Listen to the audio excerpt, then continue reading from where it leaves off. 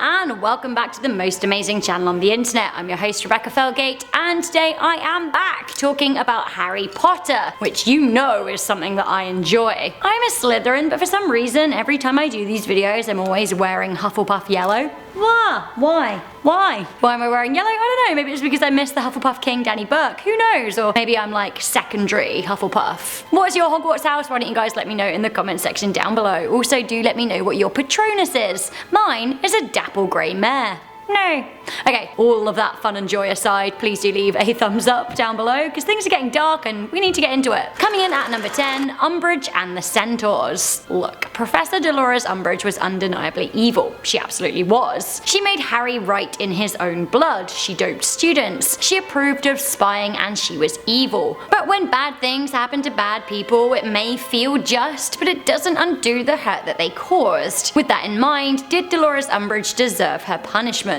I suppose that depends on whether or not you believe the fan theory about the centaurs mass raping her. Honestly, from the book, certainly seems like they may have. In Greek mythology, centaurs regularly defile human women, and we know that Umbridge is carried off by them, only to later be found in the hospital wing of Hogwarts. Let me read you a particularly interesting section. Professor Umbridge was lying in a bed opposite them, gazing up at the ceiling. Since she had returned to the castle, she had not, as far as any of them knew, uttered a single word.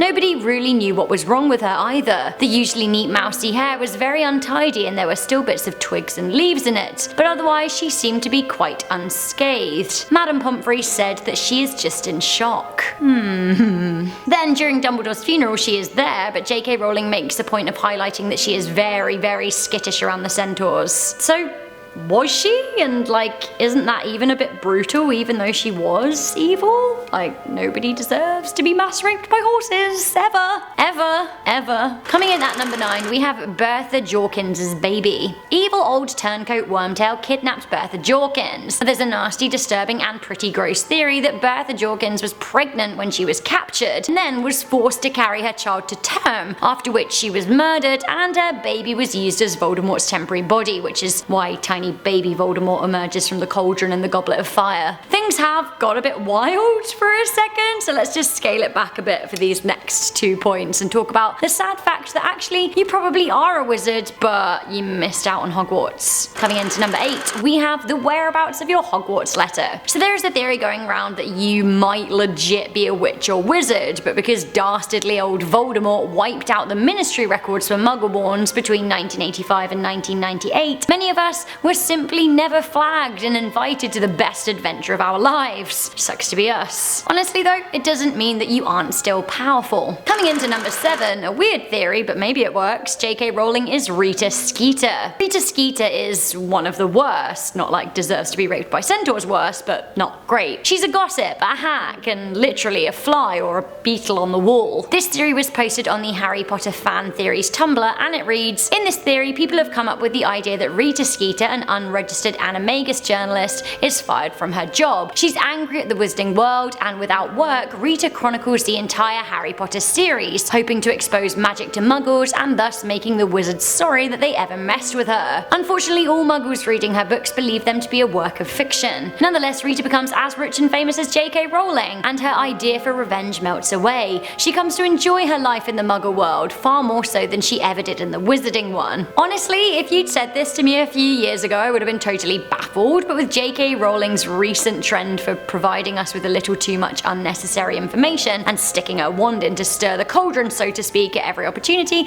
honestly, maybe. I still love her though, but not Rita Skeeter. Never Rita Skeeter. Although, good glasses and good outfits. Coming into number 6, FAWKES is Newt Scamander. So it seems that Newt Scamander is seen on the Marauders map while Harry is at Hogwarts. In terms of canon, he is alive, and sure, the sensible conclusion might be that he's just visiting Hogwarts, but others are convinced that FAWKES is Newt. could it be? Now we don't know what Newt's patronus is yet, but JK Rowling says that we will find out during the next Fantastic Beasts movie. If it's a phoenix, then perhaps this may be a nod to it being true. Now some people think that Newt turns into Fawkes in the same way that Nagini was destined to turn into a snake. Bit of a stretch, sure, but one Redditor commented, Harry's loyalty to Dumbledore, not his courage in arguing back to Voldemort, is why Fawkes came to him. Newt is a Hufflepuff, the house that prizes loyalty the most instead of courage. Ooh, maybe.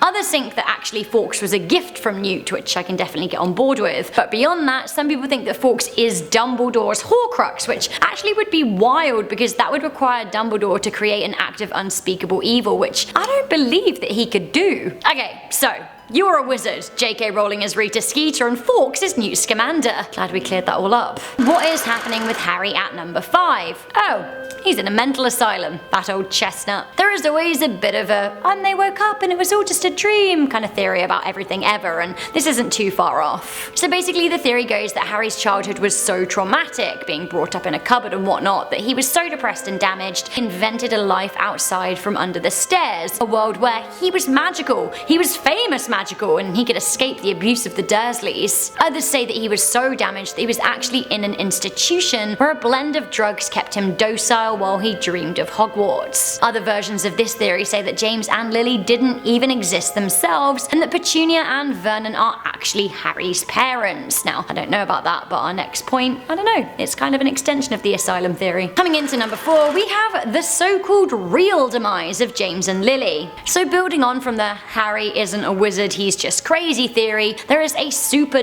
dark theory going around that yes, Harry is in an institution and is not really a wizard, but the real origin of his trauma is because James Potter went postal. It seems that some fans think that James and Lily Potter's death was a murder-suicide gone wrong. James successfully killed Lily, and Harry has some misplaced flashbacks of this happening, but imagines a villain instead of his father. After thinking he killed his wife and child, he then took his own life, not realizing that his son miraculously survived. Other versions of this theory have James's motive being Lily cheating on him with Snape. Coming into number 3, we have Ariana, Dumbledore, and the Muggle Boys. Never trust a Muggle boy, it's my rule. This is kind of reflective of the UMBRIDGE story. JK Rowling doesn't necessarily say it, but she heavily implies that Albus Dumbledore's sister was raped by Muggles. In the books, Dumbledore's sister is quite the character development point for the arch-wizard. Her brother absolutely loved her, as did her other brother Alberforth, but she is very, very unstable. It seems that at the age of 6, she was quote-unquote attacked by Muggle boys. Attacked, okay? Now the book reads, it destroyed her what they did. She was never right again. She wouldn't use magic, but she couldn't get rid of it. It turned inward and drove her mad. It exploded out of her when she couldn't control it, and at times she was strange and dangerous, but mostly she was sweet and scared and harmless. A lot of people think that at the age of just 6, she was attacked by Muggles. Coming into number 2, we have the Portkey and the Scalp. God, this is horrible. It sounds like the title that the robot wrote when he wrote the Harry Potter and the one with the eyes. Did you read it? The Harry Potter chapter written by robots? It was pretty great, and this seems like it could have come from that. Okay, so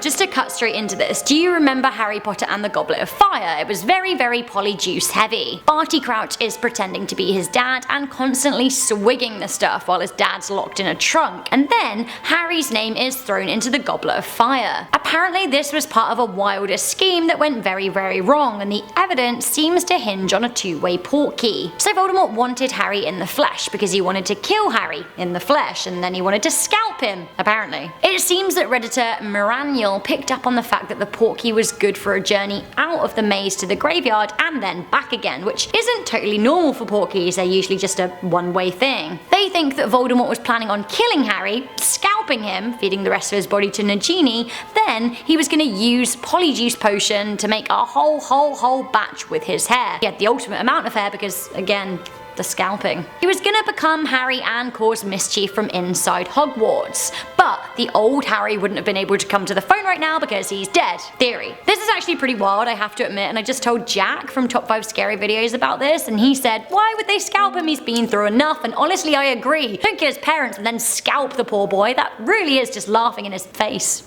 or his skull. Finally, coming into number 1, we have how Horcruxes are made. Now the topic on everyone's lips is how on earth is a Horcrux made? JK Rowling really has left this one to the imagination, which is making it even scarier. She simply says that it takes the darkest of all magic and an unspeakable act to make a Horcrux. Wizards murder, impersonate and torture, so what could be more unspeakable? A lot of people have a lot of horrifying theories. As Harry ended up as an accidental Horcrux, we assume it involves some kind of ritual sacrifice, but others say that to split a soul, you must first remove a body part of your very own and bury it somewhere. Others point to necrophilia or cannibalism or both at the same time. Honestly, the mind boggles in a truly awful way. So guys, I see that you watched to the end here and I bet you're thinking, thanks Rebecca for ruining our favourite book and movie franchise, and to be honest, I'm as disgusted with myself as you are. Maybe this is how you make a Horcrux, right? That's pretty unspeakable. I'm sorry. But please leave me a like anyway, because isn't it fun trashing your favourite books theories? I'm gonna read some comments from part 1 because you guys actually did seem to like it. Totoro said, I bet JK just lets her fans come up with crazy but great theories and then says, yup, I made that up. Lol. I kind of agree. I think she does. Think Scamander said, I love the Draco is a werewolf theory, but JK Rowling said that it's false, like the Snape is a vampire theory. Why does JK Rowling get to decide? I know she wrote the books and everything, but like, our theories are valid and her theories are sometimes crazy. That weird channel you just found on YouTube said the Mrs. Norris one could be true because Filch doesn't like magic, and that might be because his wife had been turned into a cat with magic. Okay, it's all too much actually. I think I will leave the theories to JK Rowling because we've gone way off base and Filch has married a cat. That's inner despair from my Slytherin soul. So thank you guys for watching this video. Do I need to make a part 3? Do I need to delve even deeper and further ruin my favourite books? Let me know in the comment section down below. And also don't forget to let me know what your Hogwarts house is and what your patronus is. Once again, I am a Slytherin, but you can trust me, I'm very nice. She says, that's what all Slytherins would say. And my patronus is a Dapple Grey Mare. So I'm gonna gallop away. See you later, thanks, bye.